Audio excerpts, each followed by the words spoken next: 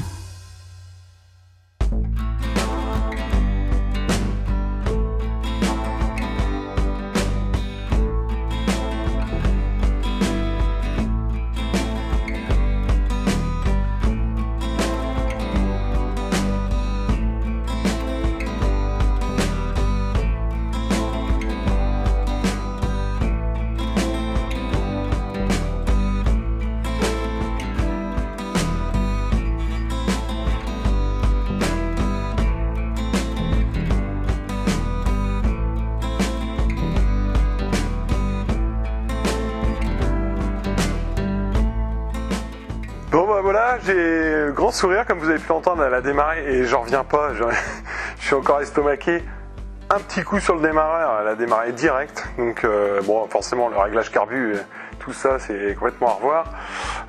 Bon il y a les passages des câbles d'accélérateur, starter, tout ça qu'il faut que je revoie parce que comme c'est les câbles d'origine, ils sont plus longs et comme j'ai descendu le guidon, descendu la fourche, il y a de la finition à faire, donc je pense que je vais racheter les câbles de la bonne longueur, peut-être même les diviseurs qui vont sur les deux carbus parce qu'ils sont bien fatigués, donc faut que je mesure ça correctement et que j'achète les bons câbles. Mais sinon elle a démarré impeccable, ça je suis super content. Projet avance du coup, il prend un petit coup de boost.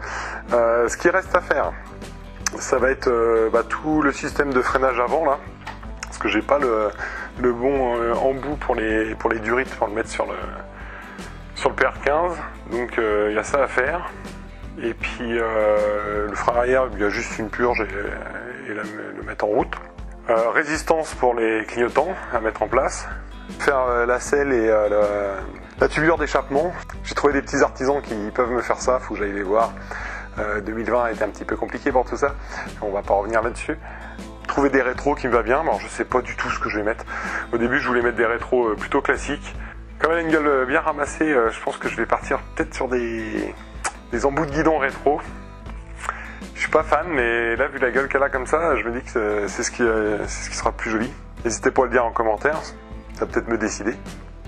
Et voilà, ça avance bien, je suis super content. Là, ça fait 4 ans et demi, je l'ai entendu quand je l'ai acheté et je l'ai jamais redémarré après, puisqu'elle a été démontée entièrement et que j'ai bien traîné sur le projet. Le réservoir fuit pas au niveau du robinet, j'avais un peu peur, il a fallu que je modifie un petit peu, mais rien de méchant. Non, c'est cool, c'est cool. Et ben tout de suite, le point temps et budget.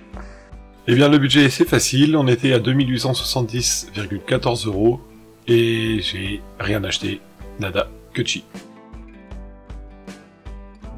Le point temps, alors là c'est une autre histoire, on était déjà à 91 heures de travail sur la moto, j'ai passé une demi-heure pour le nettoyage des carburateurs, j'ai passé 3h30 sur le montage de tous les câbles, et c'est encore à revoir parce que les câbles sont trop longs, donc il y a encore du temps à passer dessus.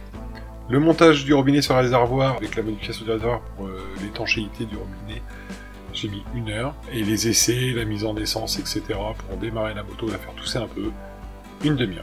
Ce qui nous fait un total sur le projet à 96 h 30 minutes.